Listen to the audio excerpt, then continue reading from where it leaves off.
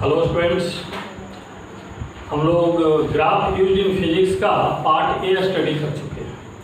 Part A में हम लोगों ने स्ट्रेट लाइन का ग्राफ कैसे प्लॉट करते हैं ये आपको सिखाया था। इसके बाद रेक्टेंगुलर हाइपरबोला का ग्राफ कैसे प्लॉट करते हैं ये भी हमने सिखाया था। पैराबोला अगर स्टैंडर्ड फॉर्म में होता है, स्टैंडर्ड फॉर्म मतलब हमने समझाया था y² = 4x के फॉर्म में होता है, तब कैसे प्लॉट करते हैं। एक होमवर्क एक दो हमने आपको दिया था, उसी होमवर्क तक एक सॉल्यूशन हम आपके सामने रख रहे हैं। Plot the parabola y² = 4x - 3। इसका सॉल्यूशन से पहले हम ये सोचें कि y-0 का स्क्वायर = 4x - 3 है, तो ये y -0 है और ये x - 3 है। तो हमने कहा था कि पैराबोला का डिसीजन लेने के लिए एक वर्टेक्स का नॉलेज होना चाहिए। तो यहाँ वर्टेक्स का वैल्यू x - 3 है, तो यहाँ +3 हो जाएगा, और ये -0 है तो +0 हो जाएगा। बात रह गया एक्सिस का। तो एक्सिस के लिए हमने कहा था जिस पर पावर 1 होता है वो पैराबोला का एक्सिस होता है। तो देखिए, तो पावर इधर तो 2 है और इधर पावर 1 है, तो इधर पावर 1 है, तो एक्सिस ऑफ द पैराबोला जो होगा अलोंग पॉजिटिव एक्स एक्सिस, किधर होगा अलोंग पॉजिटिव एक्स एक्सिस और पैरेलल टू एक्स एक्सिस।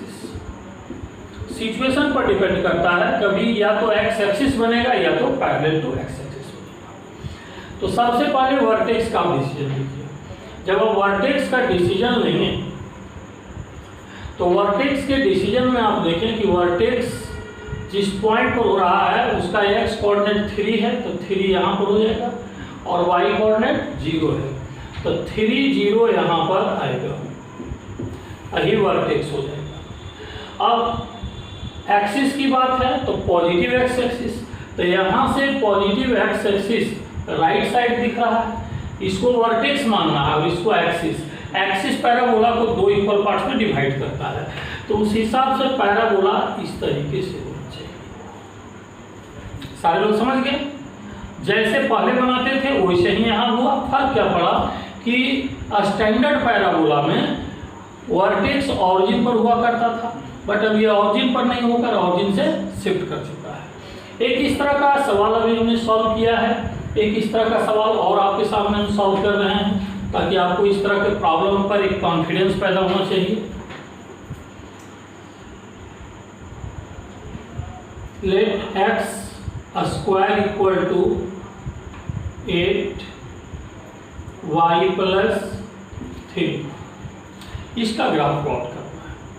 इसका ग्राफ प्लॉट करना है जैसे वहां आपने सोचा था उसी तरीके से फिर सोचिए। इसको क्या लिखेंगे, x - 0 का स्क्वायर 8 y + 3। वर्टेक्स का डिसीजन पहला स्टेप होता है, तो वर्टेक्स का डिसीजन में क्या आप लिखेंगे, -0 है तो +0, +3 है तो -3, ये वर्टेक्स हो गया। एक्सिस की बात करेंगे तो एक्सिस का डिसीजन किससे लेते हैं, जिस पर पावर 1 होता है, तो यहाँ पर देखिए तो इस पर पावर 1 है, तो एक्सिस जो है अलोंग पॉजिटिव y एक्सिस होगा, और या तो फिर पैरेलल टू y एक्सिस होगा। अब यहाँ से अगर ग्राफ प्लॉट करते हैं तो इस ग्राफ के प्लॉटिंग में वर्टेक्स कहाँ दिखलाएंगे आप, तो वर्टेक्स दिखलाने के लिए 0 - 3, तो y कोऑर्डिनेट -3 नीचे की ओर होगा, तो ये हो गया 0 - 3। एक्सिस हमारा पॉजिटिव y एक्सिस की ओर होना चाहिए, पॉजिटिव y एक्सिस किधर है, ऊपर की ओर, तो यहाँ पर वर्टेक्स मानना है और पैराबोला ऊपर ले जाएंगे, तभी तो इधर ये एक्सिस बन पाएगा, मतलब ग्राफ ऐसे होगा, ये पैराबोला। तो इस तरीके से आप देख रहे होंगे कि प्रत्येक पैराबोला के प्लॉटिंग में हम वर्टेक्स और एक्सिस इन दो बातों की पहचान करते हैं। चलिए एक और तीसरा नंबर हम आपके सामने रख रहे हैं।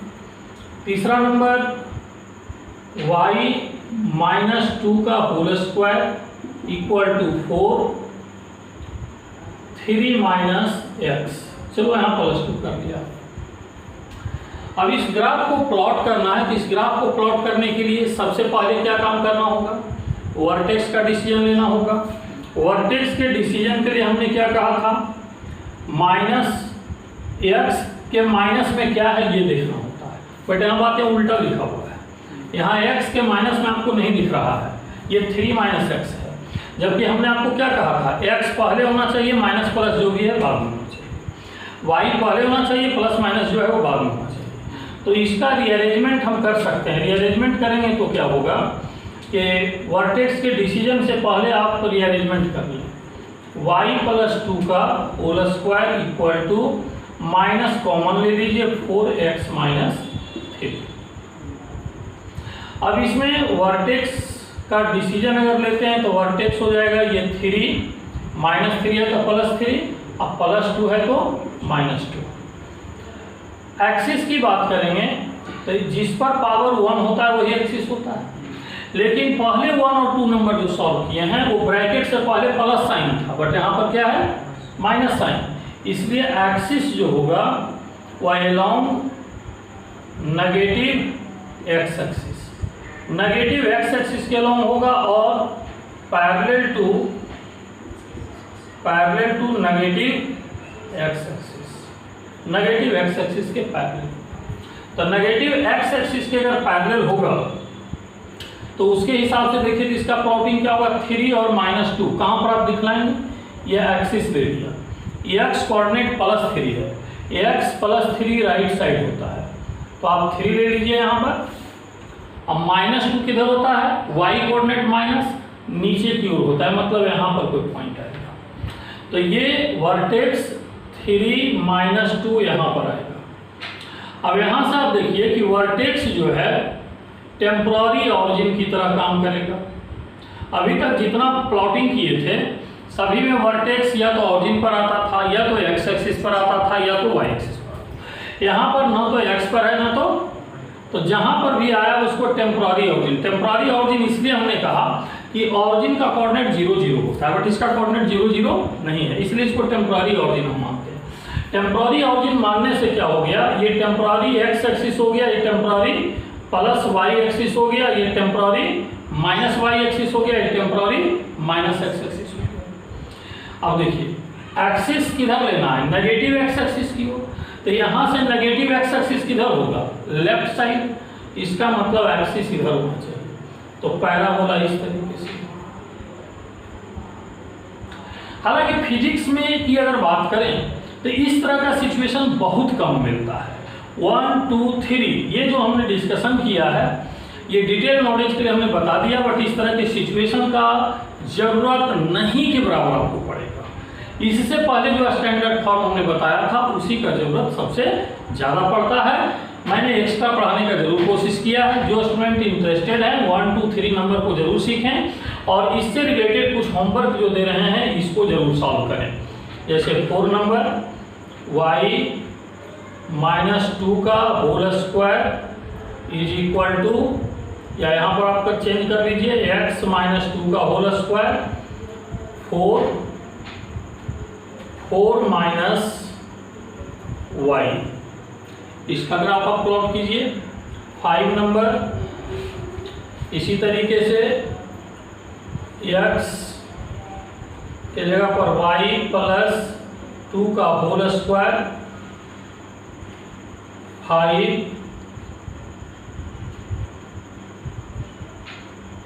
3 x, ये लगता है रिपीट हो जा रहा है, इसको थोड़ा सा चेंज कर दीजिए। 3+x का 3+x, इसको प्लॉट करना। ये दो आपके लिए फिर से हमने होमवर्क छोड़ा है, आप लोग इसको खुद कर लें।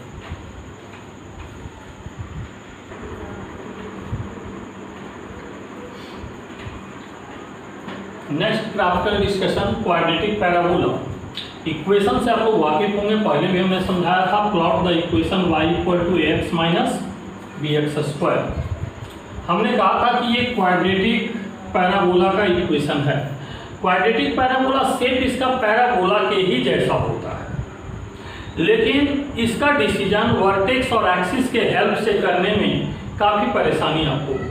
शायद जो मैथमेटिक्स के स्टूडेंट रहे होंगे, कोऑर्डिनेट ज्योमेट्री बहुत अच्छे से पढ़ चुके होंगे, तो उनके लिए आसान सी बात है।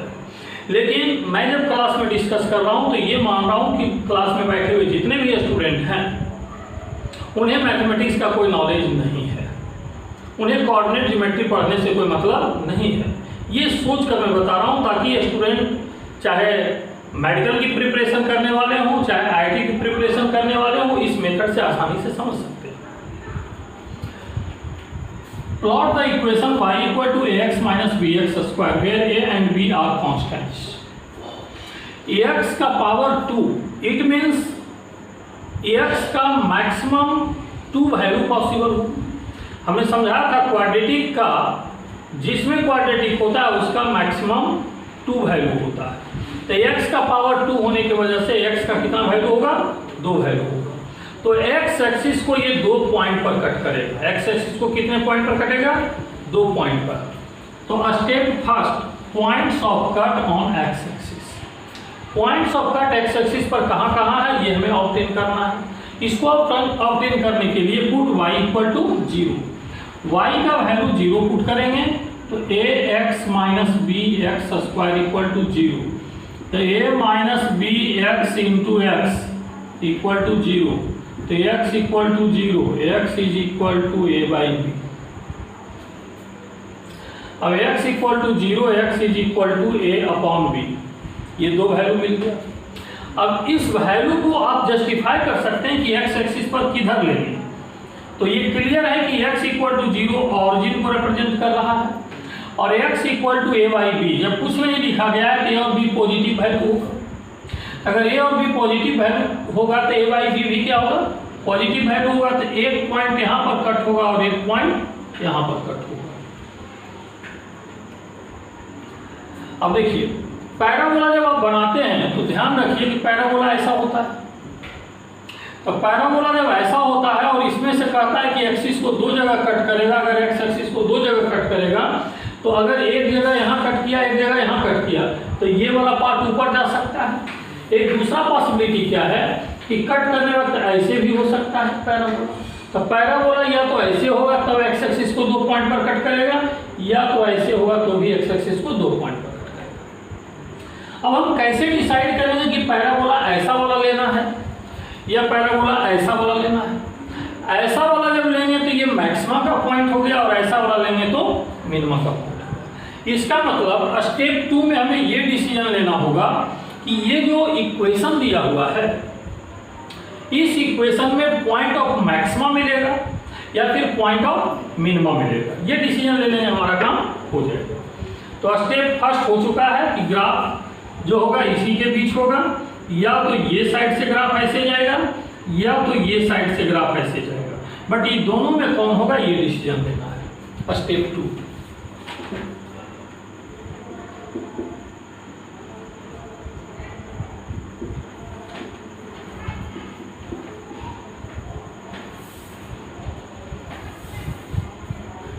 स्टेप 2 की अगर हम बात करें तो स्टेप 2 में हमें ये देखना होगा, मैक्सिमा और मिनिमा के लिए आप पढ़ चुके हैं कि 4 मैक्सिमा और minima of y dy upon dx पहले फाइंड आउट करें। तो मैक्सिमा या मिनिमा के लिए dy upon dx find out करेंगे तो a dxy dx minus b dx square with respect to x, then dy upon dx equal to a 1 minus b 2x, then dy upon dx is equal to a minus 2bx। अब यहाँ से maxima या minima के लिए हमने कहा था कि dy upon dx को 0 पुट कर देना है। याद है आप लोग को? मैक्सिमा या मिनिमा के लिए हमने क्या समझाया था कि फर्स्ट डिफरेंशिएशन को 0 पुट करेंगे। तो 4y मैक्स और y min dy upon dx equal to 0, और dy अपॉन dx को जब 0 पुट करेंगे तो a minus 2bx equal to 0 हो जाएगा। तो यहाँ से आ जाएगा x is equal to a/2b। इसका मतलब क्या है, x का वैल्यू a/2b लेंगे तो उस जगह पर या तो मैक्सिमा मिलेगा या तो मिनिमा मिलेगा। देखिए तो पीछे मुड़कर देखते हैं। तो ये जो आप ग्राफ देख रहे हैं, ये x 0 है और ये x इक्वल टू a/b है। तो x is equal to a/2b इसके बीच में होगा। तो x is equal to a/2b मतलब हाफ वैल्यू। तो यहाँ पर या तो ये मैक्सिमा होगा या तो मिनिमा होगा। इतने देर में डिफरेंशिएशन करके 0 पुट किया तो उससे ग्राफ क्लियर नहीं हुआ कि ये वाला लेंगे या ये वाला लेंगे। सिर्फ ये क्लियर हुआ कि इसका मिड पॉइंट इसका हाफ होगा। नहीं भी आप निकालते तो भी उतना ही बात था कि अगर ये मिड पॉइंट ले रहे हैं, ये पैराबोला 2 इक्वल पार्ट में डिवाइड होता है कि a/b है कि ये a/2b होगा। मतलब ये जो dy/dx 0 हमने पुट किया है, ये हमारे लिए बहुत बेनिफिशियल स्टेप नहीं है। बट फर्स्ट टाइम सीख रहे हैं इसलिए हमने डिस्कशन करके आपके सामने रखने का प्रयास किया कि अगर उस स्टेप को उठाते हैं तो उससे क्या फायदा है या क्या जरूरत नहीं है। हमको मैक्सिमा या मिनिमा चाहिए, तो मैक्सिमा या मिनिमा के लिए क्या करें? मैक्सिमा या मिनिमा के लिए हमने समझाया था कि डिफरेंशिएशन 2 बार कीजिए। ना d2/dx2 equal to differentiation of dy/dx with respect to x, differentiation of a-2bx with respect to x। तो यहाँ से क्या हो जाएगा, d2y/dx² इक्वल टू, इसको डिफरेंशिएट करेंगे 0 -2b dx/dx। ये लेस देन 0 आ रहा है। लेस देन 0 मैक्सिमा या मिनिमा? लेस देन 0 मिनिमा या मैक्सिमा? आप लोग भूल गए क्या? अरे नेगेटिव होता है तो मैक्सिमा को रिप्रेजेंट करता है, पॉजिटिव होता है तो मिनिमा को रिप्रेजेंट करता है। तो लेस देन 0 है तो ये मैक्सिमा को रिप्रेजेंट करेगा। तो निश्चित रूप से यहाँ पर y मैक्सिमा का केस होगा, मिनिमा का केस नहीं होगा। अब मैक्सिमा का केस होने के लिए ग्राफ ऐसे होना चाहिए, मैक्सिमा का केस होने के लिए ग्राफ ऐसे होना चाहिए। अब देखिए, यहाँ तक तो हमने आपको पहले से डिसीजन दे रखा था। क्या डिसीजन दे रखा था कि अगर x एक्सिस को 2 पॉइंट पर कट कर रहा है कि ये x इक्वल टू 0 था, ये x is equal to a/b था, ये इसका वर्टेक्स वैल्यू है तो हाफ वैल्यू कितना हो जाएगा, x is equal to a/2b हो जाएगा। अब यहाँ पर हमने डिसीजन लिया कि लेस देन 0 होने की वजह से मैक्सिमा हो रहा है, इसलिए ग्राफ ऐसे जाएगा। तो क्वाड्रेटिक पैराबोला ये हमारा फाइनल आंसर। अच्छा खासा टाइम लग गया। अब जरा सोचिए, अगर आप मेडिकल का प्रिपरेशन करने वाले स्टूडेंट हैं, चाहे आईटी मेंस का क्वेश्चन है, उस क्वेश्चन में अगर कहीं फिजिक्स में ये एप्लीकेशन दे दिया तो इतने ही करने में आपका टाइम वेस्टेज बहुत हो जाएगा। अब वहाँ फिजिक्स का क्वेश्चन डिस्कस करेंगे तो उसके लिए टाइम ही नहीं बच पाएगा। तो जस्ट इतना डिटेल डिस्कशन के बाद हम एक शॉर्टकट स्टेप डिस्कस करेंगे कि उस शॉर्टकट स्टेप को हम यूज करेंगे, इसके कंक्लूजन पॉइंट को यूज करेंगे। कंक्लूजन पॉइंट मुश्किल से 30 सेकंड के अंदर हमें डिसीजन दे देगा कि ये ग्राफ ऐसा ही क्यों होगा। अब एक ही ग्राफ की बात नहीं है, इक्वेशन बदलेंगे ग्राफ बदल जाएगा। इसको आपने अगर डिटेल में सीख लिया है तो अगला इसी पर 2 से 3 ग्राफ और प्लॉट करेंगे, जो क्लासरूम में बिना डिटेल किए हम समझाने जा रहे हैं, लेकिन घर पर जाकर आप डिटेल करेंगे।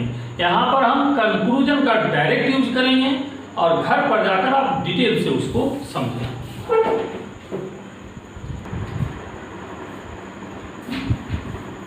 आपके सामने एक टेबल मैंने बनाया है। इस टेबल में ग्राफ को फिर से मैंने रिपीट करने का प्रयास किया है। ये देखिए, तो ये रिपीट करने का जो हमने प्रयास किया है, ये बहुत डिटेल में भी आपने सीखा था, और जो डिटेल सीखा था उसमें स्टेप फर्स्ट भी था, स्टेप सेकेंड भी था और स्टेप थर्ड में ग्राफ हमने प्लॉट किया था। फिर से उसको आप देखिए, y equal to ax minus B X square था। तो स्टेप फर्स्ट में हमने क्या किया था, ax minus B X square को 0 पुट किया था, तो x का 2 वैल्यू आया था। x इक्वल टू 0 ऑरिजिन हो गया, ये पॉजिटिव है तो right side of the origin, x axis को 2 पॉइंट पर कट करेगा। हमने 2 बार डिफरेंशिएशन किया था, 2 बार डिफरेंशिएशन करने के बाद नेगेटिव आया था। क्यों? देखिए, जब एक बार आप डिफरेंशिएशन करेंगे तो यहाँ होगा -2bx, और अगला बार जब डिफरेंशिएशन करेंगे तो फिर यही वाला -2b रह जाएगा। जिन लोगों को दिक्कत लग रहा है डिटेल में हमने देखिए 2 बार डिफरेंशिएशन हमने करके दिखलाया है, हम डायरेक्ट अब रिजल्ट को यूज कर रहे हैं। तो यहाँ पर माइनस है तो 2 बार डिफरेंशिएशन करने के बाद भी माइनस रहेगा, और अगर यहाँ प्लस रहेगा तो 2 बार डिफरेंशिएशन करने के बाद भी प्लस रहेगा, क्योंकि 2 बार डिफरेंशिएशन करने के बाद ये टर्म आपका 0 हो जाएगा। थोड़ा सा हम रिमाइंड करवा रहे हैं, dy/dx जब आप निकाले थे तो ये a-2bx आया था। अगले बार जब डिफरेंशिएट कीजिएगा तो क्या होगा 0, तो ये क्या बचेगा -2b, -2b बचेगा। क्यों? इसलिए कि इसका कोफिशिएंट में नेगेटिव है। तो जब कोफिशिएंट में नेगेटिव है तो निश्चित रूप से 2 बार डिफरेंशिएशन करेंगे तो नेगेटिव आएगा, नेगेटिव आएगा मतलब मैक्सिमा आएगा, और मैक्सिमा आएगा तो ये आपका ग्राफ ऐसे है। इसी एक्सपीरियंस को बाकी सभी में यूज कीजिए। ये 1 के साथ 3 ग्राफ आपका दिया हुआ है। ये तीनों ग्राफ को हम समझा रहे हैं, प्लॉट मैंने पहले ही कर दिया है, बट प्लॉट पहले इसलिए मैंने कर दिया है कि कोई एक्स्ट्रा दिमाग लगाने की जरूरत नहीं है, जितना आपने वहां पर सोचा यहाँ सोचते चलिए। अब इसमें क्या है, यहाँ पर एक माइनस साइन इंक्रीज कर दिया। स्टेप फर्स्ट में क्या करना है, इसको 0 पुट करना है, मैंने 0 पुट किया। x का 2 वैल्यू आया, एक वैल्यू 0 आया, एक नेगेटिव आया। नेगेटिव आया मतलब ऑरिजिन से बाएं साइड लेना होगा। अब सवाल उठता है कि 2 पॉइंट मिलने के बाद मैक्सिमा होगा या मिनिमा, ये देखना है। तो x² का कोफिशिएंट क्या है, नेगेटिव, तो कोफिशिएंट ऑफ x² नेगेटिव है, इसलिए मैक्सिमा। अब देखिए यहाँ पर ग्राफ हमने प्लॉट किया है, ये 0 ऑरिजिन हो गया, -a/b लेफ्ट साइड हो गया। तो इन दोनों पॉइंट को लेने के बाद ये ऐसे हमने इसलिए बनाया क्योंकि हमें पॉइंट ऑफ मैक्सिमा चाहिए। और ये पॉइंट ऑफ मैक्सिमा होगा कहाँ पर, तो मैंने पहले ही बताया था, इसका हाफ वैल्यू कर दीजिए, -a/2b पर होगा। ये लिखना अगर जरूरी लगे लिखिए, नहीं तो कोई जरूरी नहीं है ग्राफ प्लॉट करने के लिए। अब उसी तरीके से y = ax + bx² है। यहाँ पर फिर इसको आप 0 पुट कीजिए, x0, x का वैल्यू -a/b, ये ऑरिजिन से लेफ्ट साइड होगा। कोफिशिएंट ऑफ x² पॉजिटिव है, अब पॉजिटिव होने पर मिनिमा होगा। अब देखिए यहाँ पर एक यहाँ पर लिया और एक लेफ्ट साइड लिया। अब मिनिमा होने के लिए नीचे से ग्राफ लेना चाहिए। मैक्सिमा था तो ऊपर के साइड से, मिनिमा है तो नीचे के साइड। मतलब ये 2 पॉइंट जो है पैराबोला को फिक्स कर दिया कि कहाँ से निकलेगा, और मिनिमा या मैक्सिमा जो है उसके वर्टेक्स को बता रहा है कि इसका वर्टेक्स कहाँ पर होगा। अब चलिए लास्ट, y = -ax + bx², फिर इसको 0 पुट कीजिए। तो x का वैल्यू 0 या x का वैल्यू a/b, तो कोफिशिएंट ऑफ x² पॉजिटिव मतलब ये होगा मिनिमा, और ये मिनिमा का जब वैल्यू आ गया तो ये पॉजिटिव वैल्यू होने का मतलब ये x0 है यहाँ और ये a/b है। अब मिनिमा है मतलब नीचे से ग्राफ देना चाहिए। इसको एक बार अगर आप प्रैक्टिस कर लें इसके स्टेप को, स्टेप 1 और स्टेप 2 को, तो अगले बार से आदत डालिए घर पर 30 सेकेंड के अंदर ये ग्राफ आपको प्लॉट करना है। डिटेल मेथड से जाएंगे 4 से 5 मिनट लग जाएगा, इतने वक्त हमारे पास फिजिक्स में नहीं होता। और जिस भी स्टूडेंट को लगता है कि इसका ग्राफ हम 30 सेकंड के अंदर प्लॉट नहीं करते हैं, आप इतने बार प्रैक्टिस कीजिए कि लगे कि 30 सेकंड के अंदर इसका प्लॉटिंग हमने कर लिया है। उम्मीद करते हैं कि आप लोग घर पर जरूर प्रैक्टिस करें। पैराबोला की डिस्कशन के बाद नेक्स्ट छोटा सा डिस्कशन है circle and its plotting. Mathematics के पॉइंट ऑफ व्यू से बात करेंगे तो सर्कल एक चैप्टर पढ़ना होता है, एक चैप्टर जिसमें अच्छा खासा टाइम लगता है, और सर्कल यहाँ पर 1 से 2 मिनट में हम पढ़ाने जा रहे हैं। बट हमारा मकसद क्या है, जितने से फिजिक्स में हमारा काम चल जाए। यहाँ पर सर्कल का इक्वेशन x² + y² = r² है। इसको एनालाइज करें, यहाँ जो r² है ना, तो r रेडियस को रिप्रेजेंट करता है, r रेडियस को x² को x - 0 का स्क्वायर और y² को y - 0 का स्क्वायर लिख सकते हैं। तो ये x - 0 है तो +0 और -0 है तो +0। This is the centre of circle. यह सर्कल का सेंटर हो जाएगा और रेडियस का वैल्यू r हो जाएगा। अब यहाँ से देखो कि अगर ये 0 0 है सेंटर और ये रेडियस r है, तो ये सर्कल हमारा ऐसे बनेगा। ये एक्स और वाई कोऑर्डिनेट दिया हुआ है, मतलब सर्कल हमारा एक्स वाई प्लेन में है। अगर एक्स वाई के बजाय एक्स जेड रहता तो सर्कल एक्स जेड प्लेन में होता। But most of the cases में हमें जो मिलता है वो एक्स वाई प्लेन में ही मिलता है। लेकिन आपको ध्यान रखना होगा कि एक्स वाई से हटकर भी ये हो सकता है। सर्कल के बाद ellipse and its plotting.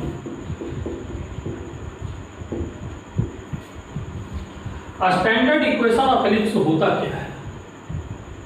X square by A square plus by square by B square equal to 1। ये हो गया स्टैंडर्ड इक्वेशन ऑफ एलिप्स।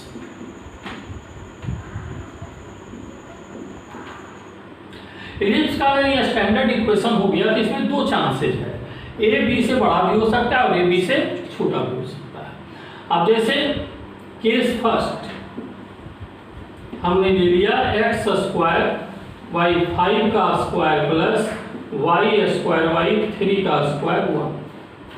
यहाँ पर a के बदले 5 है, b के बदले 3 है और a b से ग्रेटर है। तो a अगर b से ग्रेटर है तो इसका प्लॉटिंग जो हम लोग करते हैं ये एक्स वाई ले लिया और यहाँ पर x के माइनस में नहीं कुछ है तो क्या है, 0 है। आप इसको इमेजिन कर सकते हैं x माइनस 0 का स्क्वायर, इसको इमेजिन कर सकते हैं y माइनस 0 का स्क्वायर। x माइनस 0 है तो प्लस 0 लेंगे, y माइनस 0 है तो प्लस 0 लेंगे। तो यहाँ से ये a का वैल्यू 5, b का value 3, a greater than b है। अब यहाँ से देखिए a जब b से ग्रेटर है, आई मीन 5 3 से ग्रेटर है, मतलब x y से ग्रेटर है। ये इससे ग्रेटर है मतलब ये भी इससे क्या होगा, ग्रेटर होगा। मतलब यहाँ पर x एक्सिस को हमें बड़ा बनाना होगा और y एक्सिस को छोटा बनाना। एक्सिस को बड़ा छोटा बनाने का मेरा सेंस क्या है? एक्सिस को अपने मर्जी के हिसाब से जितना है आप दिखला सकते हैं, बट एक्सिस बड़ा छोटा का मतलब क्या है, ये इलिप्स इस तरीके का शेप होता है। इलिप्स जब इस तरीके का शेप होता है तो x एक्सिस के अलावा लेंथ हमने ज़्यादा दिखलाया है, ये 5 हो जाएगा।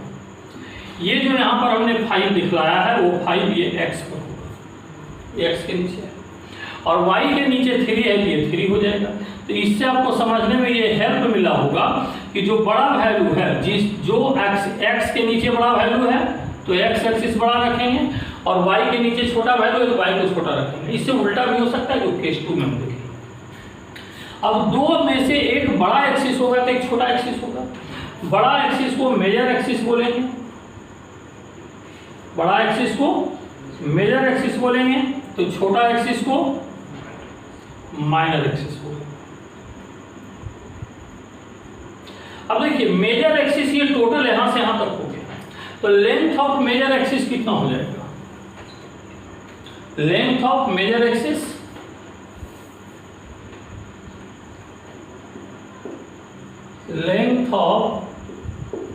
मेजर एक्सिस 2 इंटू ए हो जाएगा। और यहाँ पर ए का वैल्यू 5 है तो आप लिख सकते हैं 2 इंटू 5 इक्वल टू 10। तो आप ये ध्यान में रखेंगे कि मेजर एक्सिस का लेंथ 2 इंटू ए हो गया और minor axis, length of minor axis यहाँ पर कितना हो जाएगा? Length of minor axis 2 into B 2 into 3 equal to 6। और यहाँ पर सेंटर ऑफ द एलिप्स कितना हो गया? 0 0, ऑरिजिन हो गया। Centre of ellipse C0 0। देखिए ये दोनों बातें आप समझ चुके होंगे कि मेजर और माइनर हमने नेम क्यों लिखा। मेजर का मतलब ही बड़ा होता है, माइनर का मतलब ही छोटा होता है, उसके हिसाब से हमने ये लिखा है। अब इसके बाद बात करें केस 2 का। केस 2 की अगर बात करें तो एक्स स्क्वायर अपॉन 3 का स्क्वायर या 4 का स्क्वायर, ऐसा कुछ भी आप ले लें, plus by square by 6 square equal to. अब यहाँ पर देखिए ये छोटा हो गया, ये बड़ा हो गया। x वाला छोटा है, y वाला बड़ा है। तो एलिप्स ऐसा बनाना है जैसे लगे कि y एक्सिस पर इसका लेंथ ज़्यादा है और x एक्सिस पर लेंथ कम है। तो आपका मेजर और माइनर एक्सिस चेंज हो चुका है। ये आपका माइनर एक्सिस है और ये आपका मेजर एक्सिस है। अब ये यहाँ पर 4 है तो ये यहाँ से यहाँ तक 4 यूनिट है और ये 6 है तो ये यहाँ से यहाँ तक 6 यूनिट है। ये 6 यूनिट है, ये 4 यूनिट है, ये माइनर एक्सिस है, ये मेजर एक्सिस है। अब मेजर एक्सिस और माइनर एक्सिस जो हमने यहाँ पर दिखलाया है, आप उसमें और इसमें देखें दोनों बातें एक ही है। अगर माइनर एक्सिस का यहाँ लेंथ लिखेंगे तो कितना होगा 4 + 4 8 और मेजर एक्सिस का लेंथ लिखेंगे तो कितना होगा 6 + 6 12 हो जाएगा। तो इस तरीके से एलिप्स का हमने ग्राफ देखा है। अब इसके बाद एक इम्पॉर्टेंट बात एलिप्स में होता है फोकस। एलिप्स में 2 फोकस होता है। फोकस जब भी होता है तो मेजर एक्सिस पर। एलिप्स का फोकस कहाँ पर होता है? मेजर एक्सिस पर। अब देखिए ये मेजर एक्सिस है तो सेंटर से जितना दूरी पर लेफ्ट साइड में मेजर एक्सिस होता फोकस होता है उतना ही राइट साइड में होता है। राइट साइड का फोकस को F2 कर लिया, लेफ्ट साइड के फोकस को F4। फोकस कभी भी माइनर एक्सिस पर नहीं होता है। तो जैसे वहां पर आपने देखा F1 और F2 मेजर एक्सिस पर है, वैसे यहाँ पर फोकस ये होगा। ये F1 अगर हो गया तो ये आपका F2 होगा। जितना डिस्टेंस ये इधर होगा उतना ही डिस्टेंस ये इधर होगा। हमारा जो डेली प्रैक्टिस है फिजिक्स का उसमें ज़्यादातर यही मिलता है, लेकिन कभी कभी ये भी मिल ही सकता है। इस तरीके से सर्कल एंड एलिप्स का कॉन्सेप्ट जो फिजिक्स में इम्प्लीमेंटेड होना है ये हमने डिस्कस कर दिया है। हालांकि एलिप्स का बहुत सारा कॉन्सेप्ट और है जो फिजिक्स में इम्प्लीमेंट होता है, बट उसके डिस्कशन के लिए आप इंतजार कीजिए ग्रेविटेशन चैप्टर का। ग्रेविटेशन चैप्टर में फिर से इसके डिटेल पर हम पहुंचेंगे।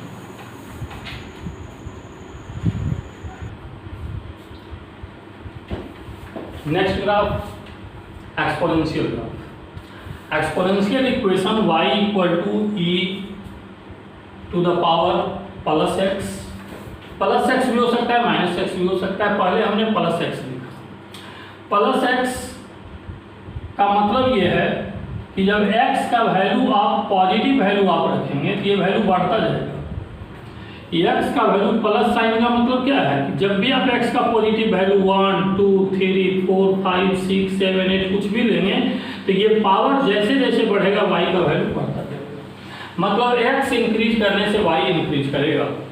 x increases y increases. देखिए तो ये जो ग्राफ यहाँ पर हमने रखा है क्लियर दिख रहा है। x जैसे जैसे बढ़ रहा है y का वैल्यू भी क्या है बढ़ता जा रहा है। इसके बाद 2 पॉइंट सोचना इंपॉर्टेंट होता है।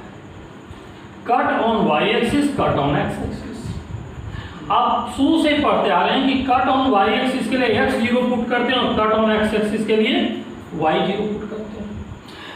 ऐसा इसलिए करते हैं कि y एक्सिस पर जब कट करेगा तो x का वैल्यू यहाँ पर 0 होता है। y एक्सिस पर कोऑर्डिनेट जब लिखते हैं तो x का वैल्यू 0 होता है, इसलिए हमने x को 0 पुट किया। x को जब 0 पुट करेंगे तो y = e का पावर 0 = 1 होगा। x = 0 तो y = 1, x = 0 y = 1, ये होगा 1 यहाँ से यहाँ तक, और ये कोऑर्डिनेट हो गया 0 1। मतलब ये ग्राफ y एक्सिस को कहाँ पर कट किया 0 1 पर। तो कट ऑन y एक्सिस निकालना हमारे लिए एक इंपॉर्टेंट हो गया। दूसरा cut on x axis. Cut on x axis के लिए y = 0, y का वैल्यू क्या है e का पावर +x = 0। e का पावर +x 0 कब होता है? जब x का वैल्यू -∞ होता है। आपको याद होगा e का पावर -∞ = 0 होता है। स्टार्टिंग क्लास में बताया था, कॉन्सेप्ट ऑफ इन्फिनिटी में हमने डिस्कस किया था।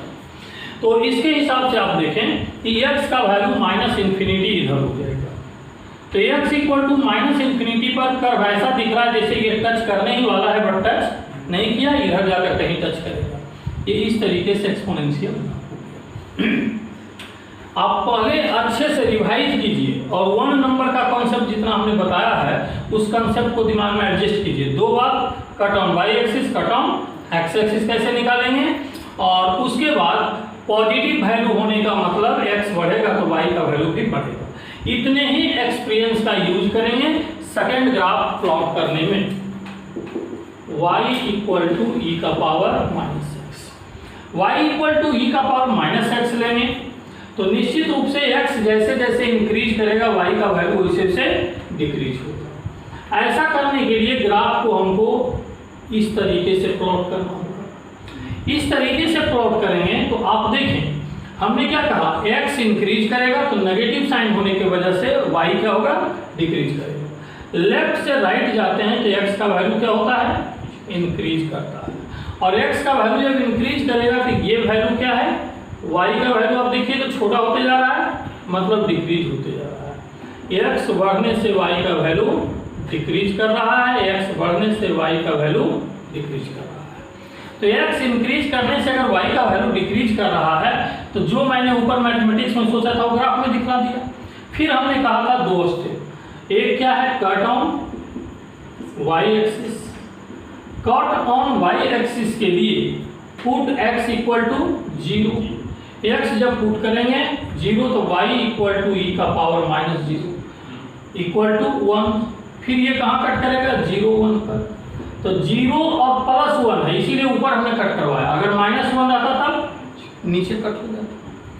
कट ऑन y एक्सिस जैसे आपने डिसाइड किया है उसी तरीके से कट ऑन x एक्सिस आप डिसाइड।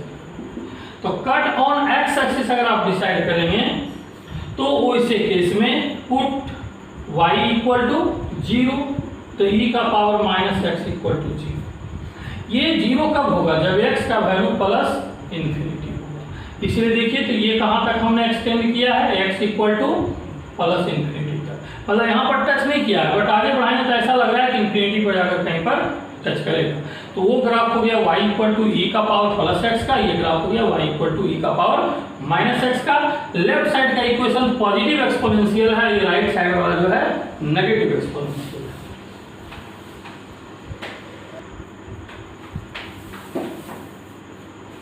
उसी पैटर्न पर कुछ ग्राफ आप खुद भी सॉल्व करेंगे, घर पर जाकर इसको बनाएंगे।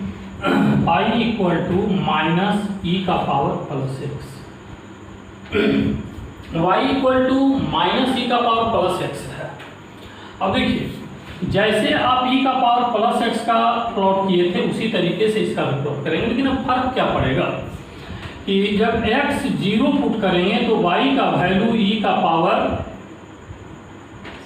0 माइनस 1 आ जाएगा। y माइनस 1 किधर होगा, नीचे की ओर, तो उसमें प्लस y पर कट करता था और इसमें कहाँ कट करेगा, माइनस y पर। और जब पॉजिटिव पावर था तो ग्राफ का स्टार्टिंग नेगेटिव साइड से होता था, तो यहाँ भी नेगेटिव साइड से ही होगा, बट नेगेटिव साइड ये नहीं ये होगा, क्योंकि ग्राफ इधर नहीं ले जाना है, ग्राफ इधर ले जाना है, तो इधर ले जाने के लिए ऐसे होगा और ये कोऑर्डिनेट 0 माइनस 1 होगा।